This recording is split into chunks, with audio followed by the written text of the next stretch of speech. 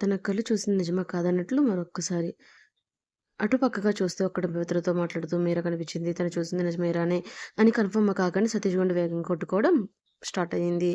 మీరా ఇక్కడ ఉంది ఏంటి అనే క్వశ్చన్ సతీష్ మైండ్‌లో తిరిగింది. మీరా అనే తనకు తెలియకుండానే ఆ పేరు బయటకు వచ్చింది. పక్కనే ఉన్న సెక్యూరిటీకి కూడా ఆ పేరు వినిపించలేదు. కానీ దూరంగా ఉన్న మీరాకి మాత్రం తనని ఎవరో పిలిచినట్లుగా అనిపించింది. మాట్లాడుతూ ఒక్క క్షణం ఆగి చుట్టూ గమనించింది. కానీ అక్కడ తనకి ఎవరు కనిపించలేదు. మీరా సతీష్ వైపు తిరిగే మరుక్షణంలో తన ఫేస్‌ని పక్కకు తిప్పుకున్నాడు. ఏ మీరా ఏం చేస్తున్నావు అని అడిగింది పవిత్ర. నన్ను ఎవరు పిలిచినట్లుగా అనిపించింది పవిత్ర, అందుకనే చూస్తున్నాను అని చుట్టుపక్కల కళ్ళతో వెతుకుతూనే సమాధానం చెప్పింది మీరా. వినిపించలేదు మీరా అని ఆలోచిస్తూ అంది పవిత్ర. లేదు పవిత్ర, నన్ను ఎవరో పిలిచినట్లు అనిపించింది అని మీరా అటు ఇటు చూస్తూ ఉంటే పవిత్ర కూడా తనతో పాటు చుట్టూ చూసింది. ఒక పక్క ముగ్గురు వ్యక్తులు నిలబడి ఉన్నారు. మరొక కొంతమంది నిలబడి ఉన్నారు. వాళ్ళలో వాళ్ళు మాట్లాడుకుంటున్నారు. కానీ ఎవరు మీరాని చూసినట్లుగా పిలిచినట్లుగా కానీ అనిపించలేదు పవిత్రకి. నిన్నెవరూ పిలవలేదు మీరా, నువ్వేదో ఆలోచిస్తూ ఉన్నావు కదా, ఇప్పటికే చాలా లేట్ అయిపోయింది, మనం వెళ్దాం అని చెప్పి మీరా చేయి పట్టుకుని అక్కడి నుంచి తీసుకుని వెళ్ళిపోయింది పవిత్ర. మీరా వెళ్ళిపోయింది అన్న కన్ఫర్మేషన్ చేసుకున్న తర్వాత సతీష్ ఆమెను వెనక నుంచి చూస్తూ పాము చెవులు అని నవ్వుకున్నాడు. సెక్యూరిటీకి వెళ్ళిపోతున్న మీరాని వైపు చూపించి ఆ అమ్మాయి డీటెయిల్స్ తెలుసుకుని నాకు ఇన్ఫర్మేషన్ చేయండి అని ఆర్డర్ పాస్ చేశాడు సతీష్ సెక్యూరిటీకి. అయితే ఆర్డర్ పాస్ చేశాడు. కానీ ఇప్పుడు మీరా ఏం చదువుతుంది, ఎక్కడ ఉంటుంది, ఏం చేస్తుంది, ఇక్కడ ఎందుకు ఉంది అని తన మైండ్లో చాలా ప్రశ్నలు తిరుగుతూ ఉన్నాయి. కాసేపు ఆలోచించిన తర్వాత అక్కడి నుంచి వెళ్ళిపోయాడు సతీష్. చాలా సీరియస్గా కూర్చున్నాడు. గౌతమ్ డ్యామేజ్, నీకు ఇంకా ప్రూఫ్ దొరకలేదా అని అవతలి వ్యక్తి మీద ఫైర్ అవుతున్నాడు గౌతమ్. నో సార్, మనం తీసుకోకముందే సతీష్ గారు వెళ్ళి తీసుకున్నారంట అని భయంగా ఆన్సర్ ఇచ్చాడు ఆ వ్యక్తి. స్టాప్ ఇట్, ఈ చెత్త నిజం నాకు చెప్పడానికేనా నువ్వు ఇక్కడ ఉన్నది? అతడు ఇన్ఫర్మేషన్ కలెక్ట్ చేస్తే నువ్వు గాడిదలో కాస్తున్నావా ఆ వ్యక్తి పైన గౌతమ్ అరుస్తూ ఉంటే అవతలి వ్యక్తి సైలెంట్గా ఉండిపోయాడు. గౌతమ్కి క్షణం క్షణంకి కోపం పెరుగుతుంది సతీష్ పైన. ఎలా అయినా రివెంజ్ తీర్చుకోవాలి అని డిసైడ్ అయిపోయాడు గౌతమ్కి. ముంబైలో కొన్ని డేట్స్ క్రితం సతీష్ గారిని పని గురించి తెలిసింది. దానికోసం సంబంధించి కొన్ని డీటెయిల్స్ కావాలి అని వెళుతుంటే అని గౌతమ్ కన్నా ముందే సతీష్ కలెక్ట్ చేసుకున్నాడు అన్న విషయం తెలిసి ఇంకా ఇంకా కోపంతో ఉన్నాడు గౌతమ్. ఆ రోజు కాలేజీకి హాలిడే కావడంతో మీరా ఏం చేయాలి అని ఆలోచిస్తూ కూర్చుంది. ఫైనల్గా షాపింగ్కి వెళ్ళాలని డిసైడ్ అయ్యి పక్కనే ఉన్న మాల్కి బయలుదేరింది. పెద్దగా విశాలంగా ఉంది. లిఫ్ట్లో పైకి వెళ్ళి తనకు కావలసిన వాటిని కొనుక్కోవడానికి ప్రతి షాప్ని గమనించడంతో చివరికి 5th ఫ్లోర్లో ఉన్న ఒక క్లాత్ స్టోర్కి వెళ్ళింది. అక్కడ ఉన్న సేల్స్ అబ్బాయితో మాట్లాడుతూ అక్కడ లేడీస్ సెక్షన్ ఎక్కడ ఉంది అని అడిగింది. దానికి అతను లెఫ్ట్ సైడ్ ఉంది మేడం అని నవ్వుతూ చెప్పాడు. మీరా అతనికి థ్యాంక్స్ చెప్పి లోపలికి వెళ్ళి తనకి ఎలాంటి డ్రెస్ కావాలో వెతకడం మొదలుపెట్టింది. అదే సమయంలో 1st ఫ్లోర్లో అంతా చాలా గందరగోళంగా ఉంది. కారణం సతీష్ ఇంకా అతని మనుషులు అక్కడ ఒక రౌడీని చంపేందుకు మాల్ లోపలికి వెంబడించారు. పరిగెడుతూ వచ్చి మాల్లో దాక్కున్నాడు సతీష్. కోపంగా అతని మనుషులు వైపు చూస్తూ, చూడండి, వాడు ఎక్కడో దాక్కుని ఉంటాడు. వాడు ఇక్కడి నుంచి ఎట్టి పరిస్థితుల్లో కూడా బయటికి వెళ్ళకూడదు. వాడు నాకు కావాలి. వాడు దొరకకపోతే మీలో ఏ ఒక్కడు మిగలడు అని వార్నింగ్ టోన్లో చెప్తాడు. ఆ టైంలో సతీష్ తన మనుషులకి గర్జించే సింహంలా కనిపిస్తున్నాడు. సతీష్ గొంతులో ఉన్న ఆవేశాన్ని విన్న తన మనుషులు సరే సార్ అంటూ రౌడీని వెతకడానికి తల దిక్కుకి వెళ్ళిపోయారు. మాల్లో ఏం జరుగుతుందో తెలియని మీరా షాపింగ్లో చాలా బిజీగా ఉంది. రౌడీ కోసం వెతుక్కుంటూ సతీష్ 5th ఫ్లోర్లోకి వచ్చాడు. మీరా ఉన్న షాప్లోకి ఎంటర్ అయ్యి లేడీస్ సెక్షన్లోకి రౌడీని వెతుక్కుంటూ అడుగుపెట్టాడు. అప్పుడే సతీష్ కళ్ళకి మీరా కనిపించింది. అక్కడ ఆ టైంలో మీరాని చూడగానే అతని మొహంలో ఇప్పటి వరకు పడుతున్న టెన్షన్, కోపం 2 ఒక్కసారిగా మాయమైపోయాయి. సతీష్ అక్కడికి ఎందుకు వచ్చాడో కూడా మర్చిపోయి ఆమె ఏం చేస్తుంది అని చూస్తూ మీరాని ఫాలో అవ్వడం మొదలుపెట్టాడు. అక్కడ ఉన్న బట్టల సెక్షన్‌లో ఒక్కొక్కటిగా చూస్తూ ఉండగా రెడ్ డ్రెస్ ఒకటి కనిపించింది. ఆ డ్రెస్‌ని చూడగానే మీరా ఒక్కసారిగా స్టాచ్యూలా కదలకుండా నిలబడిపోయింది. ఆ డ్రెస్‌తో ఉన్న అనుబంధాన్ని ఇంకా పాత జ్ఞాపకాలను నెమరు వేసుకుంటూ ఒక్కసారిగా గతంలోకి వెళ్ళిపోయింది మీరా. సతీష్ నా గిఫ్ట్ ఎక్కడా అని తన పుట్టినరోజు నాడు సతీష్ని అడిగింది. గిఫ్ట్ ఏంటి, అయినా నీకెందుకు గిఫ్ట్ అని సతీష్ అడిగాడు. అదేంటి ఈరోజు ఏంటో మర్చిపోయావా, గిఫ్ట్ ఎందుకని అడుగుతున్నావు అని అలిగినట్టు మొహం పెట్టుకుంది మీరా. వెంటనే సతీష్, అవును ఈరోజు ఏంటి స్పెషల్, నాకు తెలియదు, నువ్వే చెప్పొచ్చు కదా అంటూ మీరాని టీచ్ చేస్తున్నట్లుగా అడిగాడు సతీష్. అలా అడగడంతో మీరా కోసం కొన్న గిఫ్ట్ బ్యాగ్ తీసుకుని ఆమెను అనుసరిస్తూ ఆమె వెనక్కి వెళ్ళాడు. మీరా అతని గదిలోకి వెళ్ళి కన్నీళ్ళు కనబడకుండా దాచుకోవడానికి ట్రై చేసింది. అది గమనించిన సతీష్, మీరా ఇటు చూడు అని ఆమెను పిలిచాడు. కానీ మీరా నన్ను చూడను పో అంటూ కసిరింది. సతీష్ మళ్ళీ నవ్వుతూనే, సరే అయితే చూడకు, నేను నీకోసం ఒకటి తీసుకొచ్చాను, ఇదిగో తెలుసుకో అంటూ చేయి చాచాడు. అది విన్న మీరా వెంటనే వెనక్కి తిరిగి చూసి సతీష్ దగ్గరికి వచ్చింది. ఏంటిది, నా కోసం ఏమైనా నువ్వే కొన్నావా, మరి ఇందాక నన్ను అంతలా ఏడిపించావే అని అడిగింది. సతీష్ సమాధానం ఇవ్వకుండా చిన్న కృష్ణుడిలో నవ్వుతూ అలానే నిలబడ్డాడు. మీరా అతని చేతిలో ఉన్న కవర్ అందుకుని థ్యాంక్స్ అని చెప్పి ఎంతో ఆసక్తిగా ఓపెన్ చేసి చూసింది. రెడ్ కలర్లో అందమైన పాల్స్తో ఎంబ్రాయిడ్ చేసింది బ్యూటిఫుల్ డ్రెస్ కనిపించింది. అది చూడగానే మీరా కళ్ళు నక్షత్రంగా మెరుస్తాయి. వెంటనే సతీష్ ఆమెతో, ఎలా ఉంది డ్రెస్, నచ్చిందా అని అడిగాడు. మీరా నెమ్మదిగా నిట్టూర్చి, నాకు చాలా బాగా నచ్చింది, కానీ నాకు ఒక డౌట్, నువ్వెప్పుడు నాకు రెడ్ కలర్ డ్రెస్ ఎందుకు కొంటావు, నీకు రెడ్ కలర్ డ్రెస్ అంటే అంత ఇష్టమా అని అడిగింది. దానికి సతీష్, నాకు రెడ్ కలర్ అంటే ఇష్టం, ఎందుకంటే నువ్వు ఆ కలర్లో చాలా అందంగా ఉంటావు, అందుకే నాకు ఆ కలర్ అంటే అంత ఇష్టం అని చెప్పాడు. మరి మొన్న నాతో ఎందుకు డార్క్ కలర్ డ్రెస్లే బాగుంటాయి అన్నావు అని అడిగింది. వెంటనే సతీష్ మెడకు వేస్తే కాలికి వేస్తే ఇలా మాట్లాడితే ఇదిగో నా డ్రెస్ నాకు ఇచ్చే అని లాక్కోపోయాడు. వెంటనే మీరా చెయ్యెత్తి ఆగిపోయింది. ఇంకోసారి ఇలా చేస్తే నిజంగా నిన్ను కొడతాను అని చెప్పి అందంగా నవ్వింది. సతీష్ కూడా ఆమెతో పాటు నవ్వాడు. ఇలా గతంలోకి అందమైన జ్ఞాపకాలను గుర్తు తెచ్చుకుంటూ మళ్ళీ ఇప్పుడు కూడా అలాగే నవ్వుకుంది. ఇప్పుడు అలా డ్రెస్ చూడగానే సతీష్తో కలిసి తన జీవితంలో పంచుకున్న అందమైన ఆనాటి జ్ఞాపకాల రోజులు గుర్తు తెచ్చుకున్నాయి. కానీ ఆ అనుభూతులను దోచుకుని మరొక డ్రెస్ కోసం వెతకడం మొదలుపెట్టింది. అక్కడే ఉండి దాక్కుని గమనిస్తూ ఉన్న సతీష్ ఆమె ఏం చేస్తుందో, ఎందుకు ఆ డ్రెస్ని పక్కన పెట్టేసిందో ఊహించగలిగాడు.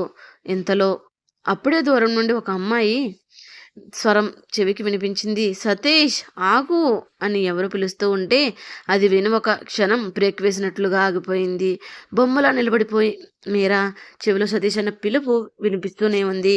సతీష్ పరిగెత్తకు, ఆగు, నా దగ్గరికి రానా అన్న సతీష్, నేను పరిగెత్తుకుంటూ ఆగు సతీష్ అన్న అరుపులు వినిపించాయి. ఆ పిల్ల మీద తనకు తెలియకుండానే వేగంగా వెనకే తిరిగి చూసింది. అక్కడ ఒక చిన్న పిల్లవాడు వేగంగా పరుగు పెడుతూ ఉన్నాడు. అతని వెనకే ఆ పిల్లాడిని ఆపడానికి పెట్టి వస్తుంది. అది చూసిన మీరా తన దగ్గరికి పరిగెత్తుకుంటూ వస్తున్న ఆ బాబుని ఆపింది. ఇంతలో ఆ బాబు తల్లి మీరా దగ్గరికి వచ్చి ఆ బాబుని చూసి, ఏం బంగారం, నన్ను పరుగు పెట్టించడం ఏమైనా బాగుందా, నేనింకా పరిగెత్తలేను, నా వల్ల కాదురా, వెళ్దాం అని మీరా చేతిలోని ఉన్న బాబుని తీసుకుంది.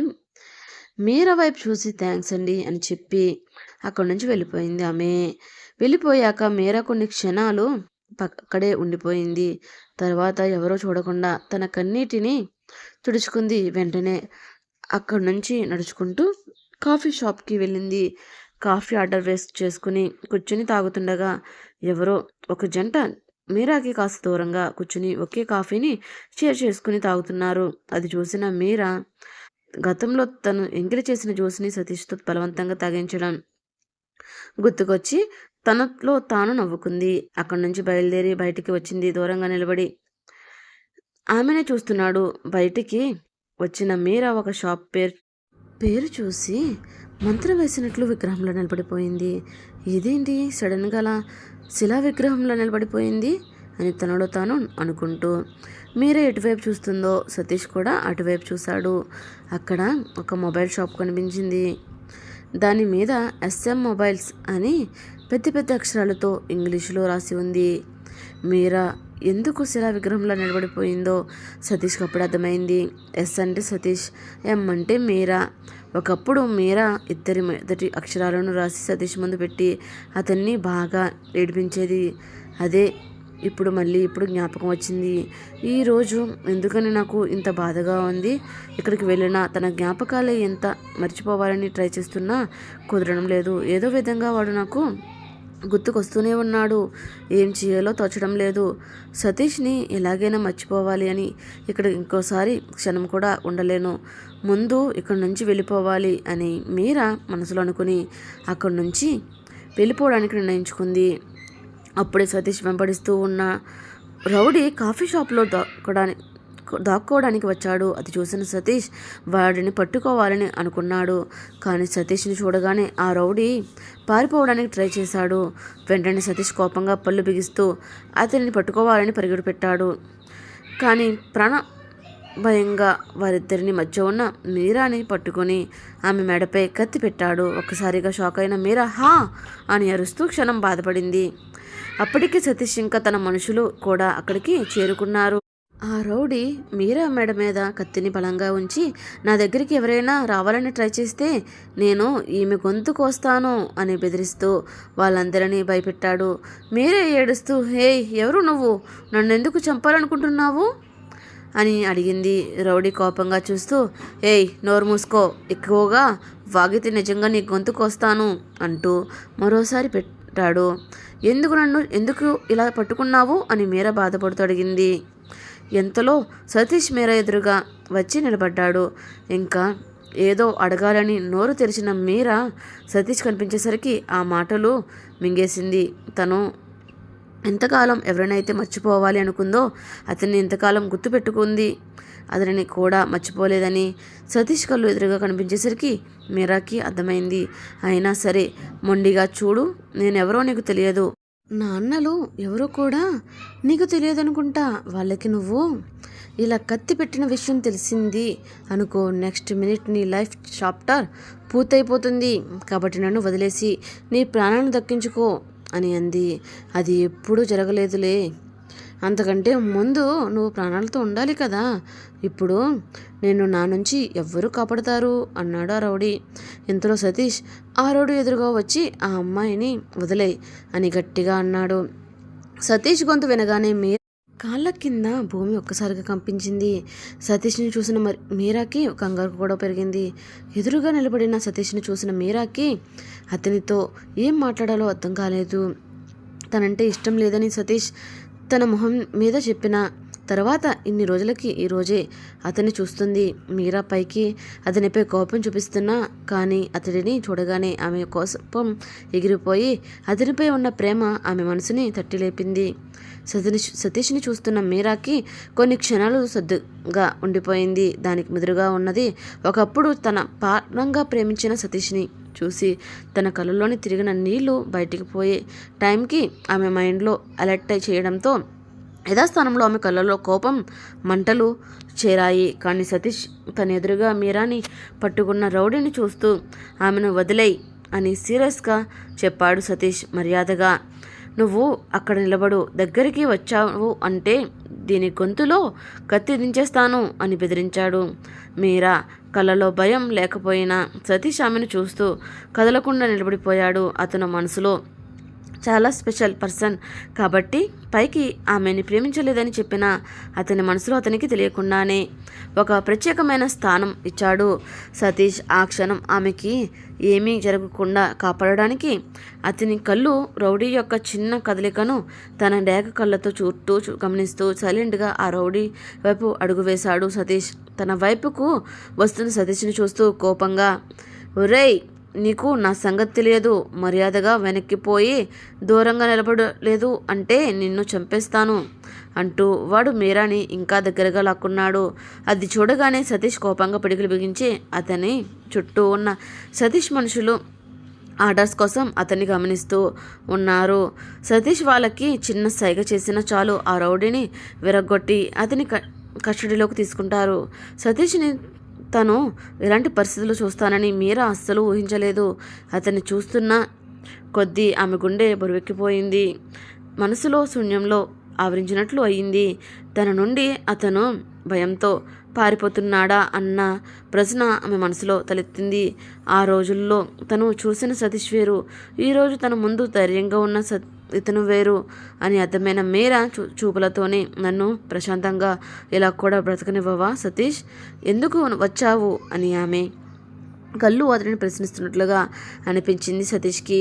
భయపడకు మీరా, నీకు నేను ఏమీ జరగనివ్వను అని అతను కూడా చూపులతో ధైర్యం ఇస్తున్న సతీష్కి సడన్గా ఒక ఐడియా రాగానే ఆ రౌడీ వెనక వైపు చూస్తూ, వద్దు, మీరు అతన్ని ఏమి చేయకండి అని గట్టిగా సతీష్ అరవగానే కంగారుగా పడిన ఆ రౌడీ అనాలోచితంగా టక్కున వెనక్కి తిరిగాడు.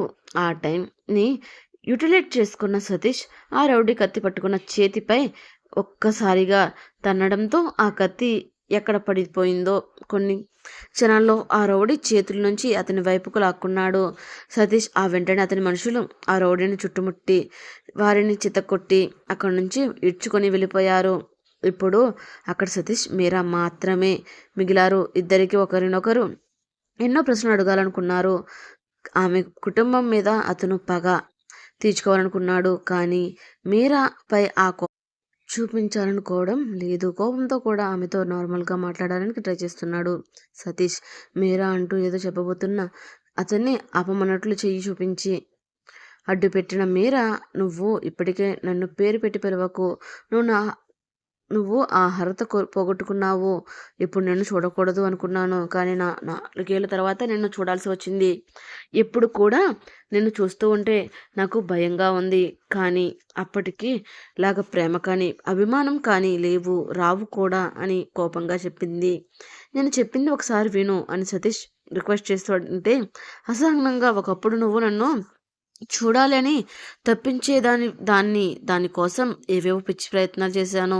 నీ ప్రేమ కోసం, నీతో మాట్లాడడం కోసం నీ వెనుక ఒక కుక్క పిల్లలా తిరిగాను, కానీ నువ్వు నన్ను మోసం చేశావు అని తెలిసాక నిన్ను మర్చిపోయాను అని చెప్తుంటే అతను నన్ను మర్చిపోయావా మీరా, మర్చిపోయాననుకుంటున్నావా, కానీ నీ ముఖంలో నాకు ఇప్పటిదాకా నన్ను చూసాను సంతోషం కనబడింది, మరి ఇదేంటి అని సూటిగా చూస్తూ అడిగాడు సతీష్. అది నా పర్సనల్ విషయం, నేను ఎప్పుడు ఎలా ఉంటే నీకెందుకు అని కోపంగా అడిగింది మీరా. ఇప్పుడు నాపై కోపం చూపించినప్పుడు నువ్వు చాలా ముద్దుగా ఉన్నావు మీరా అని నవ్వుతూ ఆమె బుగ్గని లాగుతూ చెప్పాడు సతీష్. అసలు అలా చూడకు, నీ మీద నాకు ఏమీ ప్రేమ లేదు, నా మనసులో ఇప్పుడు నీ మీద కోపం తప్ప మరి ఏమీ లేదు అని అతన్ని కోపంగా చూస్తూ సమాధానం చెప్పింది మీరా. ఇప్పుడు నా విషయంలో నీ మనసు మారింది అంటావు, కానీ నువ్వింకా ఏమీ మారలేదు మీరా, అది నా మనసుకి స్పష్టంగా తెలుస్తుంది అని సతీష్ చెప్తూ ఉంటే ఇంకా అతనితో ఏం మాట్లాడినా వేస్ట్ అన్నట్లు మొహం పక్కకు తిప్పుకుంది మీరా. ఓకే, నువ్వు నన్ను ఎన్ని మాటలు అన్నా ఏం అంటున్నా నాకు నీ మీద కోపం చూపించడం ఇష్టం లేదు, మన విషయం పక్కన పెట్టు, మీ అన్నయ్యల గురించి మాట్లాడుకుందామా అని సతీష్ అనగానే తన అన్నలు అనే మాట తన నోటి నుంచి పలకగానే మీరా కనుబొమ్మలు ముడిచి సతీష్ని కోపంగా చూసింది. ఏంటి మీరా, మీ అన్నయ్యల గురించి మాట్లాడడం నీకు నచ్చలేదా, కానీ నాకు మన మధ్య అడ్డుగా ఉన్నది ఇద్దరే కదా, నువ్వే చెప్పు. నేను ఈ 4 సంవత్సరాలుగా ఇక్కడ ముంబైలో ఉన్నాను, నేను కొన్ని రోజుల క్రితం చెన్నై కూడా వచ్చాను, అప్పుడు నువ్వు నాతో చెప్పింది నాకు ఇంకా గుర్తుంది, అందుకే ప్రతిసారి నిన్ను చూశాను తప్ప నీకు ఎదురుపడలేదు, మాట్లాడలేదు, కానీ ఇప్పుడు నువ్వు ఇక్కడికి వచ్చాక నిన్ను చూస్తూ నీతో మాట్లాడకుండా ఉండడం నా వల్ల కాదు, మీరిప్పుడు కూడా వారం రోజులు మీ అన్నయ్యలకి ఎలా మెంటల్ తెప్పించాలి అని ప్లాన్ చేస్తున్నాను, కానీ నిన్ను చూడగానే నాన్ని పక్కన పెట్టి నీతో నా మనసులో మాట చెప్పాలనిపిస్తుంది అని నవ్వుతూ చెప్తున్న సతీష్ మాటలకి మీరా మరీ ఎంత షాక్తో అతని వైపు చూస్తుంది. పోనీ ఒక పని చెయ్యి, మీ ఇద్దరు అన్నయ్యలకు జాగ్రత్తగా ఉండమని చెప్పు. ఈసారి నేను వాళ్ళ కోసం నిన్ను వదులుకోలేను. నేను అనుకున్నది చేశాక నిన్ను ఒంటరిగా వదలను. నువ్వున్న చోటికి నేను రాలేను, కానీ నేనున్న చోటికి నువ్వే వచ్చావు. విధి మనిద్దరిని ఇలా కలుసుకునేలా చేసింది అని నవ్వుతూ చెప్తున్నా. సతీష్ మాటలకి మీరాకి చాలా కోపం వచ్చింది. కానీ ఎప్పుడు ఏం చేస్తాడో అని భయంగా కూడా ఉంది. అలా చూడు సతీష్ అంటూ మీరా కోపంగా మాట్లాడబోతే సతీష్ అడ్డుకొని, నువ్వు నాతో మన గురించి మాట్లాడాలనుకుంటే మాత్రం ఎంతసేపైనా మాట్లాడొచ్చు. మీరా, నేను వినడానికి సిద్ధంగా ఉన్నాను. కానీ మీ ఇద్దరి అన్నయ్యల గురించి మాట్లాడాలంటే దయచేసి నాతో ఏమీ మాట్లాడకు. ఇప్పుడు నువ్వు వాళ్ళ కోసం ప్రాధేయపడినా నీ కోసం నేను వాళ్ళని క్షమించను. వారిద్దరి చావు నా చేతుల్లోనే ఉంది అంటూ కోపంతో పళ్ళు నూరుతున్న సతీష్ మీరా ముందు ఏమీ బయట పెట్టకూడదని కోపం కంట్రోల్ చేసుకుని వెంటనే నువ్వు మొహంతో నేను నీ కోసం వెయిట్ చేస్తూ ఉంటాను అని చెప్పి తన వైపు చూడకుండా అక్కడి నుంచి ఫాస్ట్‌గా వెళ్ళిపోయాడు సతీష్. ఒకే టైంలో అతన్ని టూ సైడ్స్ చూస్తున్న మీరాకి అసలు సతీష్‌లోని ఏ యాంగిల్‌ని నమ్మాలో తెలియక కంగారు పడింది. ఇప్పుడు సతీష్ చెప్పిన మాటలతో ఆమె మనసు మరింత గందరగోళంగా గురైంది. అలాగే తను తన అన్నయ్య విషయంలో సతీష్‌ని ఆపలేను అని, అలాగే తన అన్నయ్యలను కూడా తను ఆపలేను అని మీరాకి అర్థమైంది. ముందు ముందు ఏం జరగబోతుందో అన్న ఆలోచనలు రాగానే ఆమెలో సన్నగా వణుకు స్టార్ట్ అయింది.